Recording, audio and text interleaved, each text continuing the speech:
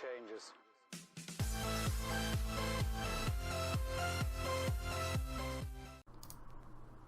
What is going on, guys? Multiplayer HD here, and I am back with another player review, and this time we are taking a look at the Italian international Jorginho.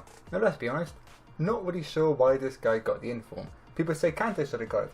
I actually had Alonso in predictions. So realistically I don't think any of them deserved it, but I guess just EA trying to boost their packs up.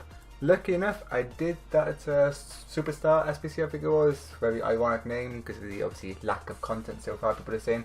I think it's been okay so far. But I did that SBC and Maestro pack Jorginho. I had no plans to review anyone tonight, but Jorginho to me, he looks decent. Yeah, he hasn't got the pace, obviously 57 pace is god awful. But he has 83 dribbling, 87 passing, which passing and pace is very good in this game, very useful. So let's see how he performs. Let's look at his in-game attributes. So he's 3-star, 3-star. A little bit negative there. Wish he had the 4-star weak foot for a central midfielder, would be nice. But we look into his in-games. Yeah, his pace is very low. I'm glad the accelerations are much higher than his sprint speed. That's important for him. His shooting is decent. 72 long shots, 72 shot pass, 62 long shots with 72 volleys. He of course has 85 penalties, a good penalty taker in real life. His passing is phenomenal though, with 90 vision, 92 short passing, 90 long passing and 77 curve. And we go on to the dribbling. He has decent agility, okay balance, good reactions at 83, good ball control at 87, good dribbling at 83 and good composure at 80. His defender as well, no negatives there really. Heading and defensive awareness, for a central midfielder, not too important, but he does have decent stand tackle and slide tackle along with interceptions, which are important for a central midfield player, and his stamina at 87 and aggression at 81. He does only have 67 strength that may let him down with the lack of pace and his height, but we'll find out when we get into the games with him. So my team I played him in was basically a full Premier League side, bar the two Brazilians here. I'm not really a massive fan of many strikers on my Prem who are relatively cheap, you could say. Wilson is one, but then I was kind of stuck for what cam to use. So I thought I'd get Texera, who very good card, along with Paulinho, but it was Anderson Talisca who did have a red card, but Paulinho is a good sentiment anyway. So we go into the custom tactics of my team, and I played a 4-1-2-1-2 narrow. This is my in-game tactic, so anyone wants to see, I'll leave it here for a few more seconds and we'll move on now.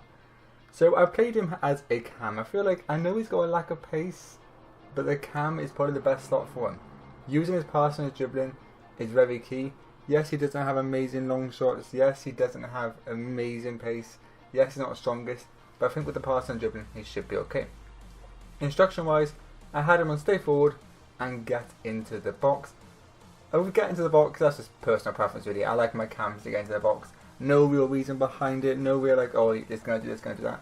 It's just personally, I like to run to the byline and pass the ball back, and I like him there, and he just scores a goal from doing that as well. So getting into the box is useful for that sort of tactic, and I would try it, you guys, if you're similar to me and like to run to the edge of the byline. So we'll go back to Jorginho and we'll choose a chemistry style. Right now it's on basic. I had a spare basic, so I chucked it on in, and I thought I'd do a little bit differently for once. So chem style wise, obviously his pace is low, and for a cam you need dribbling, you need passing, so it kind of goes on to engine. It's pretty simple for me personally. The only cam style that would really suit him in game is engine, increasing that pace up by +5 on each, increasing that passing even more, increasing that dribbling up. It's very important to have pace, passing and dribbling as a cam, so engine was the best suited.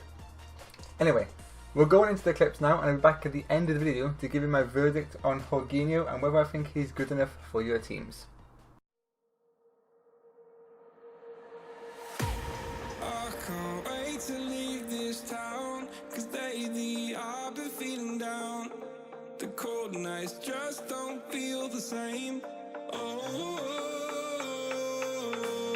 Like my life inside a car, hit the button, drive real far, put that record on me like,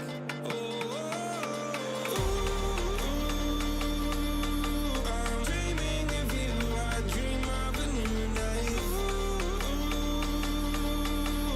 fight in the dark till we see the sunlight, my love, it's you.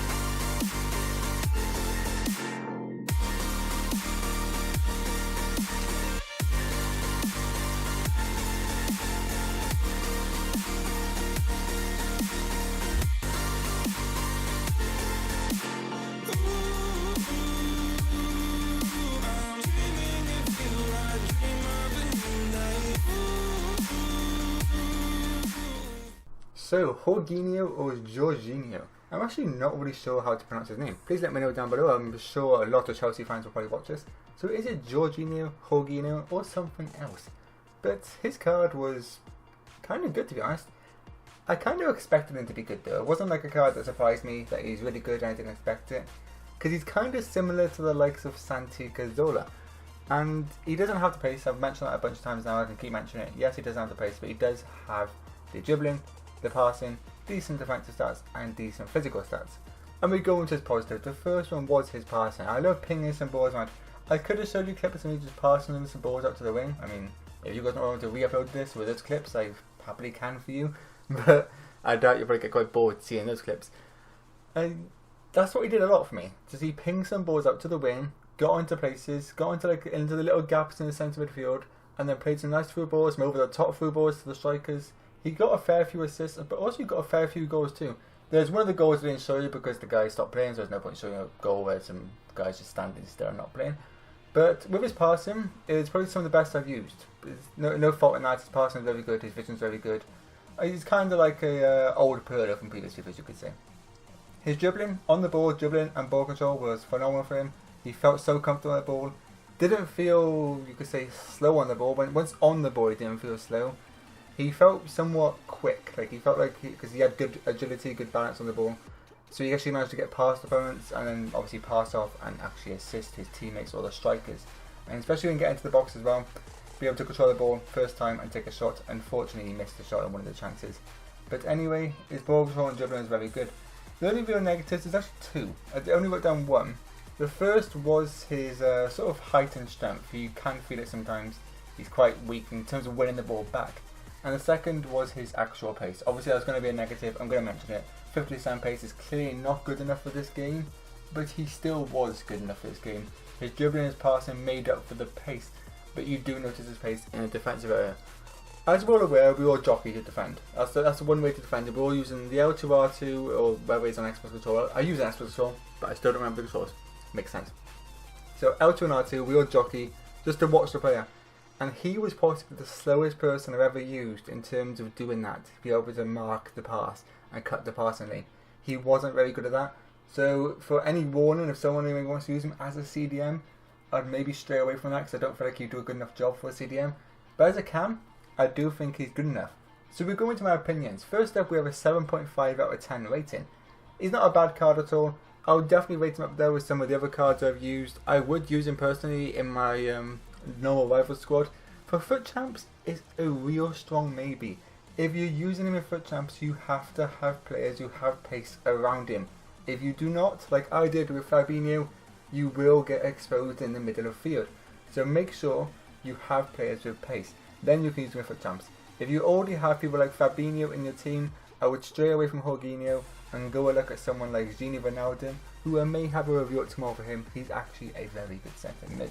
Price wise, he's 40k right now. I'm sure he'll probably drop down to about 30k due to the lack of pace. Yes, he's 85 rated. Yes, he's Premier League and obscure nation, but he has lack of pace. So for 30k probably, and I do think he's worth 30k for an inform. He's not going to drop below that, so 30k definite cheap bargain there.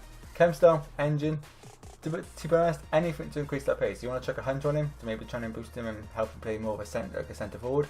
You could do that, or maybe even a catalyst to boost up that passing, or even a shadow to make him better defensively. That could also work. Didn't really think of that until now, but a shadow CDM could work. Enjoyment was a 8 out of 10. No real complaints about the card. I'm not going to sit here and slate it because it's a good card. Did the job I wanted to do. Made passes. Was good on the ball. Got a few assists. Got a goal here and there. So definite, good and decent card. Not the best, not the greatest, but decent. Anyway guys, I hope you enjoyed this review. If you did, don't forget to leave a like and subscribe if you're new, and I'll speak to you next time. Peace.